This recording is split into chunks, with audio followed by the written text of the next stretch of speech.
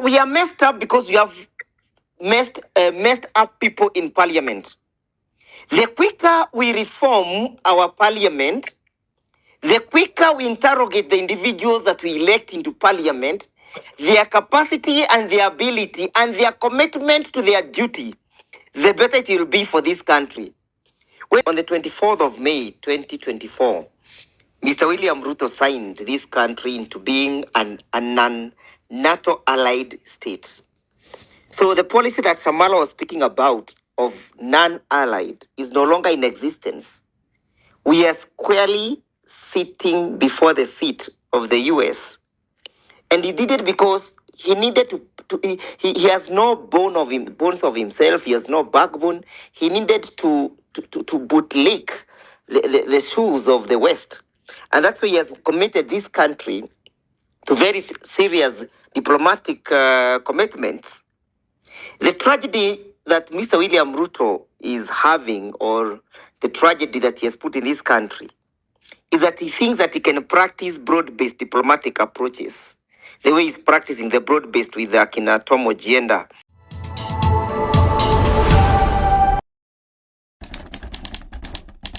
Thank you very much, fellow panelists. I've been listening to the submissions made by various parties here. I've listened to what Jennifer has made, the comments she has made. I've also listened to Senator Hillary, and I'm really perplexed by the sentiments that have been aired by Senator for Kisumu, Professor Ojenda. And I want to associate myself with the sentiments that have been aired by the Member of Parliament for Githunguri, Honorable Gathoni Mushomba. That we have a big problem in this country when we have the likes of Professor not understanding the reason why he was elected into Parliament and wanting to convince the listeners that the current Parliament is the best to ever have.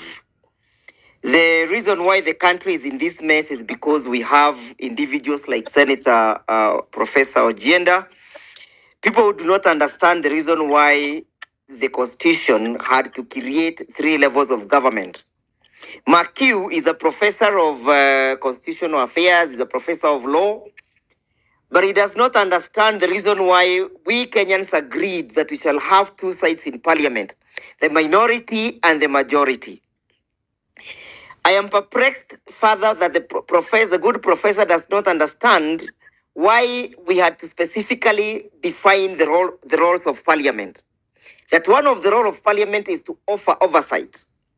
And when Honorable Gathoni Mushomba makes the remark that today Kenyans are not able to sell their tea to Sudan because of the interference that this man Ruto has been having in this country, the mess that he has created. You'll not see a senator rising up in parliament to ask a question why this is happening, notwithstanding that agriculture is devolved, not understanding that the person representing the issues of agriculture in parliament is Senator Ojenda, Senator Hillary. So we are messed up because we have messed up people in parliament. The quicker we reform our parliament, the quicker we interrogate the individuals that we elect into parliament, their capacity and their ability and their commitment to their duty, the better it will be for this country. When I listen to the people in ODM speak, I bet they should understand that they're supposed to be in the minority. Our constitution has not created a scenario where there is going to be a fusion between minority and majority. It doesn't matter whether you call it broad-based government or whatever you call it. Our constitution has contemplated a distinct existence of 2 sides of the house. And the fusion that is now currently existing is a fallacy. The fusion is a fraudulent means of trying to silence the voices of the people. The fusion is a skewed way of trying to silence our parliament so that parliament may not be able to execute its functions.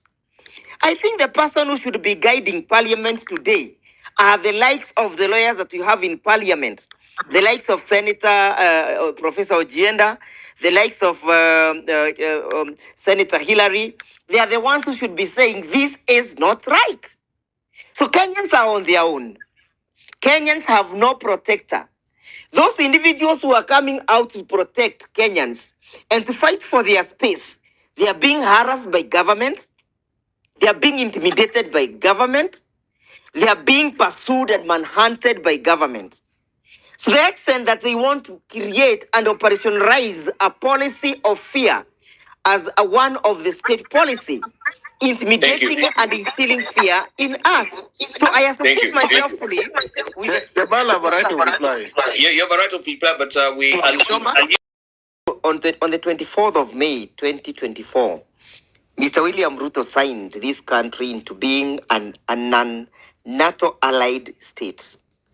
So the policy that Shamala was speaking about of non-allied is no longer in existence. We are squarely sitting before the seat of the US. And he did it because he needed he has no bones of himself. He has no backbone. He needed to bootlick the shoes of the West. And that's why he has committed this country to very serious diplomatic commitments.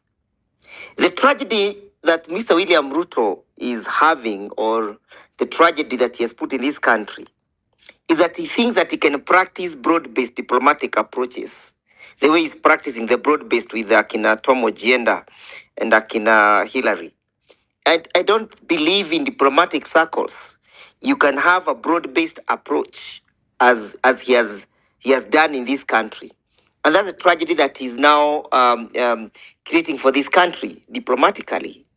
And to me, I think it's the high time we start reevaluating whether or not this country is safe in the hands of this government and the broad-based government that is being advocated for by Professor Ojienda. In my view, we cannot just take the sentiments that were aired in the Senate, is it in the Congress, lightly. I expect that Honorable Gathoni wa Mushomba, who happens to be understanding where the country is today, should be raising that issue in Parliament. I will not invite Mr. Tom Ojienda, Professor Tom Ojienda, to do it. I will not invite Hillary, because he basically cannot see any wrong with this government. They hear no exactly evil what I and they said, say no evil. Ndegwa. That's what Thank I you. said earlier on, that we still have got a few of us who don't necessarily sit back and listen, even if their government is not doing the right thing. We do try to do the right thing. Don't just but today, say that instead of you people, instead of Professor Tom Ojienda engaging himself in raising such kind of weighty issues, they are concentrating on demeaning a political party that has just been formed, when we have very weighty issues affecting us, affecting our policy relations, our foreign relations, affecting our foreign policy. I rest. Thanks for watching. This is Sophia Live.